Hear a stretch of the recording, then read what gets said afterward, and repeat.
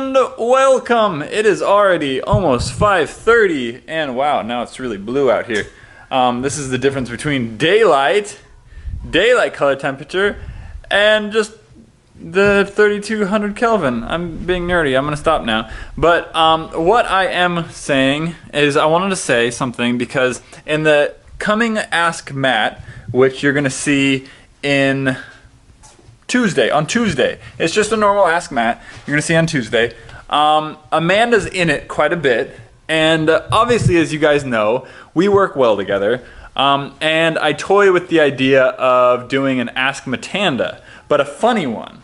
You see what I'm saying? So I'm thinking that might be an interesting idea. It'd be like the format of an Ask Matt. It's like a funny one where we're just joking around and being silly. If we were ever to do a real one, I guess maybe we'd put it on this channel, but I'm thinking the Ask Matanda would go on my main channel just because it's gonna be like a little bit of, we're gonna set up a camera like we normally do right here and everything like that. And I feel like I'm rambling and I'm not quite getting the idea out, but you guys know what I'm saying. So question of the day is, do you want to see that? Do you want to see that?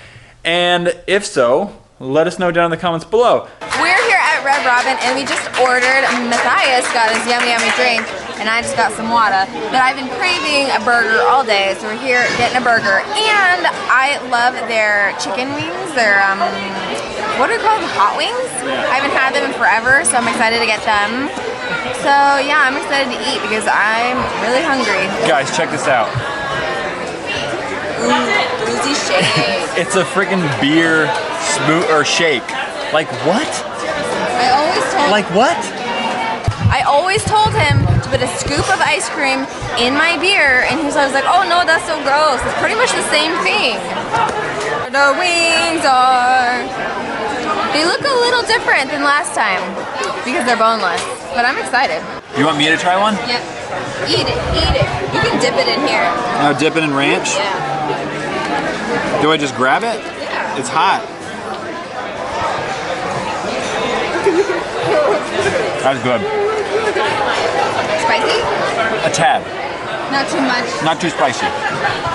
All right, so Amanda and I are now on our way to the theater, and we already got our popcorn, and we're gonna go see Kingsmen. This is the best rated movie out right now in our theater, with a 74, something like that, 72%. That's definitely seeable. Go. Why is this person not going?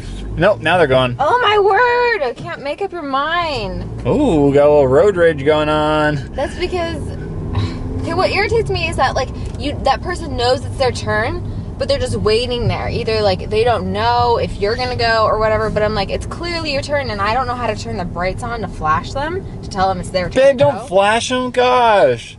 We talked about that. Yeah, you told me to do it more. Weirdo? No, that's not what I said. Yeah, it is. What? Wait, what are we talking about now? Are we talking about lights, or are we talking about... Okay, well, that took a weird turn. I'm sorry for the families watching. Oh. You know that if you watch this, you're going to get a little bit of weirdness out of me. Because I'm weird. It's a good reason. Hey. What can I say?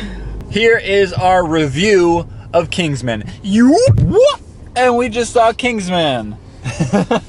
What'd you think, Amanda? I thought it was really good. It was really funny. It was very witty. There's a lot of humor in it. A lot of humor. Enjoyed. Disclaimer, it is rated R, which means, and that's what we were wondering. We were wondering, why is it rated R? And then we quickly realized there's lots of killing. There's lots of violence. Yeah. Lots of violence. But it's not like overly gruesome violence. Like, it's not a horror film. I mean, there's people getting diced and stuff like that, but it's like not... You don't see blood? It's not... Yeah, you don't really see blood at all in the film. And the way that they shoot it, you see some blood. It looks like an animation, sort of. Like it... Yeah, it's like kind of artistic in a way, but it's still violent. So just that's a disclaimer right there. But in terms of the actual movie, it was quite clever and self-aware. Yeah, and that's so funny because I was just talking to Amanda about how like things are funnier when they're like aware of themselves and they can like move about in the world that they create. So for instance, it was a spy movie, and it knew it was a spy movie, but yet it didn't necessarily fall into the same traps as all spy movies did. I'm not going to ruin it for you, but I very much enjoyed it and thought it was very clever and held my attention the entire time, and all the talent was great in it. Oh, I agree. I thought it was very good. I winced a few times. Yeah. When it had to do with some animals. But yeah, when it had to do with some animals. But it was cleverly written because there are definite parts in the movie which I didn't know which way it was gonna go. I had no idea which way it was gonna go, and it kept you on your feet as a viewer, and that's one of the things I get really excited about, because a lot of movies you know exactly where it's gonna go and you know exactly how it's gonna be resolved, but this movie I was like, how on earth is this gonna go down? So in that regards, very, very clever movie.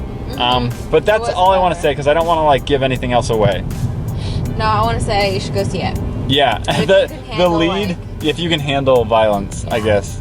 It wasn't more violent than any other R movie. It wasn't gory. It wasn't gory violent. like horror or anything like that. It was just violent. It was like, you know, The Last Samurai or something. I don't know. But what was I gonna say? The lead. Oh yeah, the lead in the film looks like Mikey Bolts. Yeah, he reminded me of Mikey Bolts like the whole time. Like I was thinking he was like some YouTube star or something, and I was like, oh no, it's Mikey Bolts he looks like. Mikey Bolts with a British accent. Yeah, pretty much. Pretty much.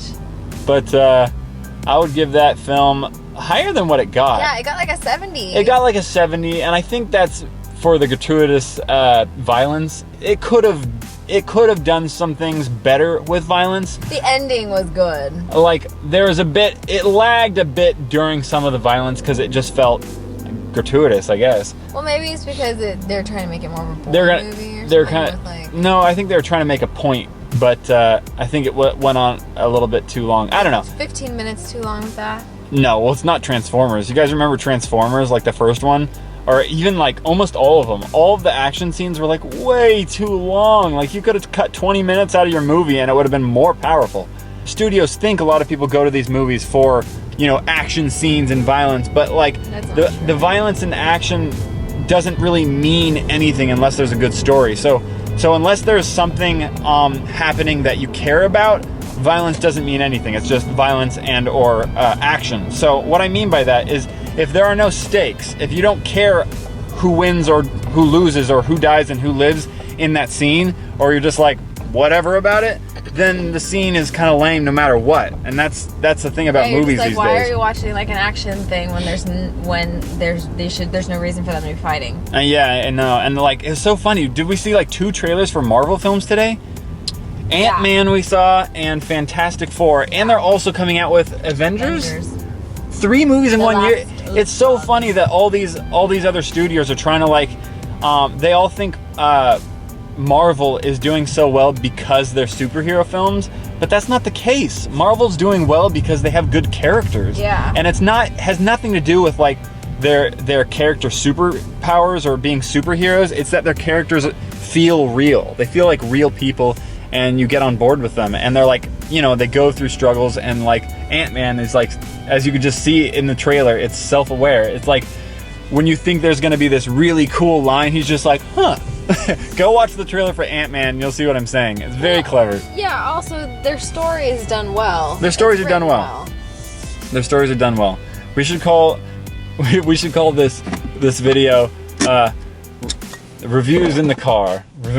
I don't know, you know what I mean? Car reviews. No, that sounds like we're reviewing cars. Yeah.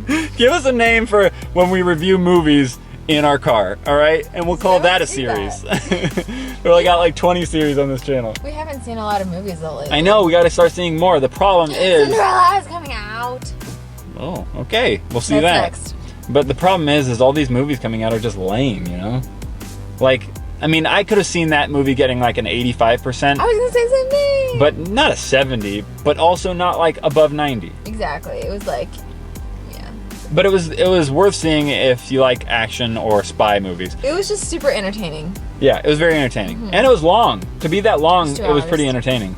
Anyways, guys, enough rambling from us. Question of the day, what good movie have you seen lately? Doesn't have to be in theaters, or it could be, you know, on Netflix, on Hulu, anything. All right, guys, high five.